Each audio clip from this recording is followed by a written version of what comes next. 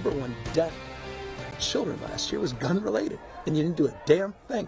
Congress is sitting on its butt. Look, what we've done in California is we passed every gun control law you can imagine. It's not stopping these mass shootings in California. So we really need to start thinking differently. It's been a war of words in the face of more senseless gun violence erupting in what has been one of the deadliest weeks in California related to mass shootings. We want to bring in our panel for the week. Former longtime North Valley Assemblyman and former congressional Democratic candidate Adam Gray is here. And the new Vice Chair of the Fresno County Supervisors, Nathan Magsic. Gentlemen, thanks for both being here. I'll start with you. You know, you hear both sides of this argument, right? And we've heard this argument after every mass shooting that we've seen. Your first initial thoughts on what's been said this week versus what we've seen also this week with the mass shootings? Well, my first thought is just how inexcusable it is that these shootings continue to happen in a first world country, greatest country on earth. We ought to be able to do better with our laws. As far as, you know, a lot of the response and rhetoric, I think we hear a lot of the same things every time there are shootings. Longtime political moderate, I think the folks in the center ought to get together on both sides of the aisle and figure out how to put the right, responsible laws in place, and also execute the laws that we have on the books in the right way. Same question. First initial thoughts and then the rhetoric that has been going back and forth. So my heart goes out to the families who've lost loved ones. At the end of the day, we have to remember them because they're the ones that are suffering because of this. But I'm very mindful of the fact that 30, 40, 50 years ago, we did not see this level of violence taking place. And yet today we have some of the most restrictive gun laws on the books. So I'm here to tell you that really societally, we have to change how we approach issues. I take a look at the breakdown in the family unit. I look at a lot of people not willing to be accountable anymore. I look at many laws that are passed in Sacramento where criminals are being let out of prison right now. So again, I think with these shootings that have taken place, these tragic, horrible shootings, we really need to analyze each one of those, what was behind them, and not make snap judgments, and definitely just don't jump to conclusions that we need more laws. If we enforce the laws that we have on the books, I believe we can keep the public safe. But we really need to take a look at what's causing this breakdown. You know, the gun debate, and every time there is a mass shooting, I think the American public, they get a little bit of fatigue when we hear this a little bit. There's this unfortunate feeling that we're numb to all of it because I think we just know there's going to be another mass shooting, right? And so weapons of war has always been this conversation.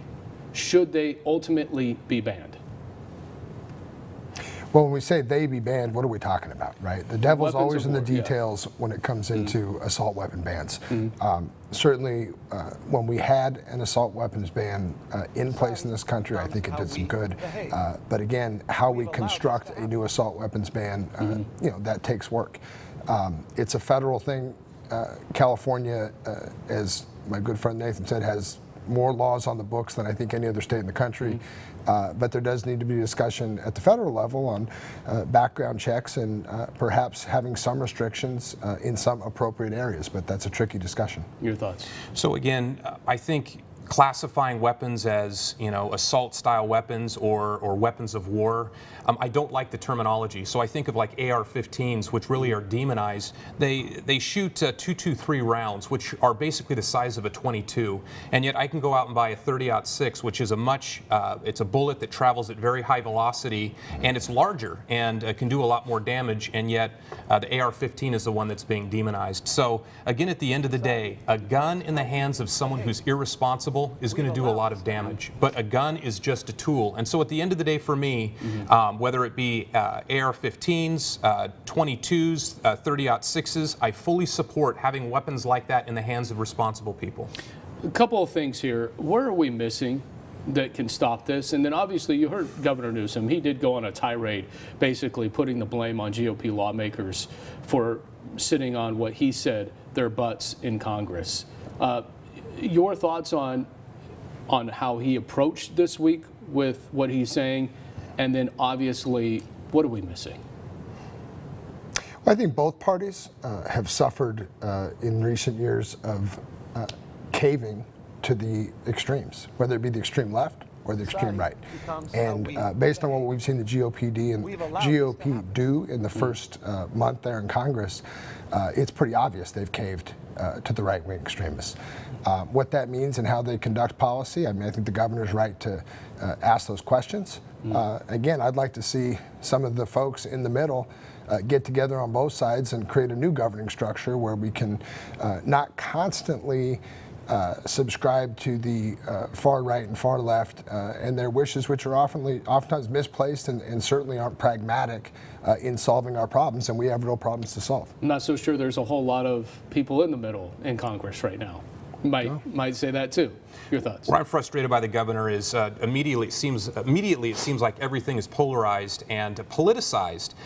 When there are many drunk driving accidents that take place every day, and has the governor ever stood up and blamed the auto manufacturers of the vehicles that are hitting people and taking their lives? No. But because guns are an easy target, guns are receiving the blame. At the end of the day, the individuals that are pulling the trigger of those guns, we need to take a look at what their mental state was, what is behind these shootings, and really get to the bottom of it. And I believe that's how we're going to begin to solve some of these issues. And I mean, real quick here, and this may be loaded. You heard Jim Costa. He brought in $1.5 million federal funding for mental health. He said Central Valley is significantly behind when it comes to treating mental health.